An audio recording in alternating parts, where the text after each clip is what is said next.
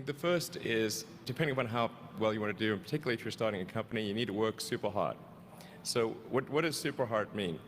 Well, when my brother and I were starting our first company, instead of getting an apartment, we just rented a small office and we slept on the couch. And we showered at the YMCA, and we had just one computer. So the website was up during the day, and I was coding at night. 7 days a week, all the time.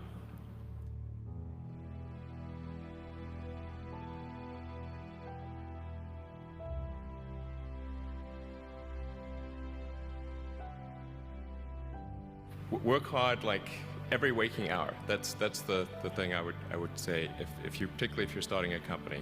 And I mean, if you do simple math, say like, okay, if somebody else is working 50 hours and you're working 100, you'll get twice as much done in the course of a year as the other company.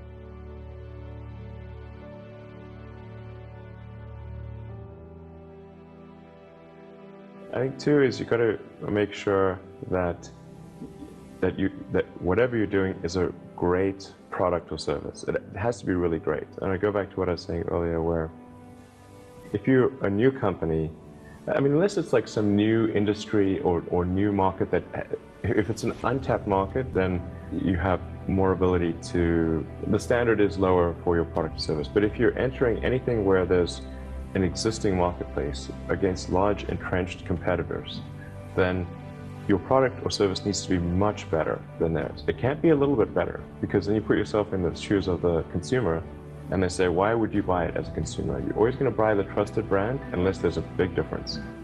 So a lot of times entrepreneur will come up with something which is only slightly better. And it can't just be slightly better. It's got to be a lot better.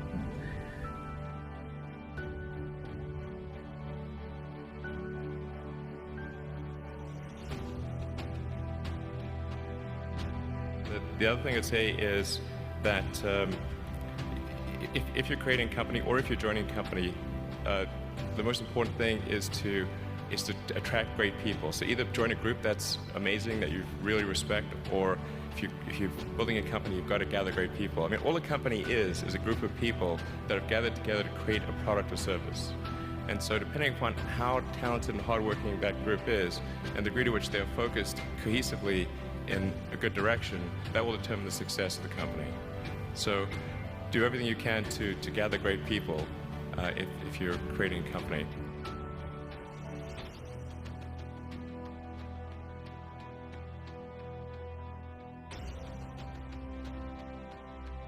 Then I'd say focus on signal over noise. A lot of companies get confused. They spend money on things that don't actually make the product better.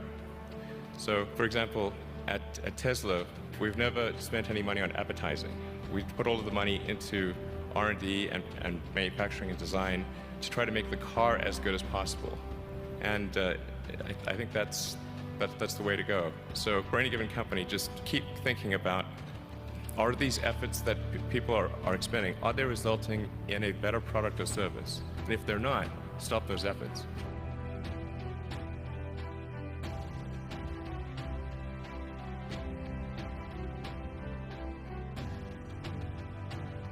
And then I think the final thing I would encourage you to do is, now is the time to take risk. You don't have, you don't have kids, but as you get older, your obligations increase. And once you have a family, you start taking risk not just for yourself, but for your family as well. It gets much harder to do things that might not work out. So now is the time to do that before you have those obligations. So I would encourage you to take risks now. Do something bold. You won't regret it.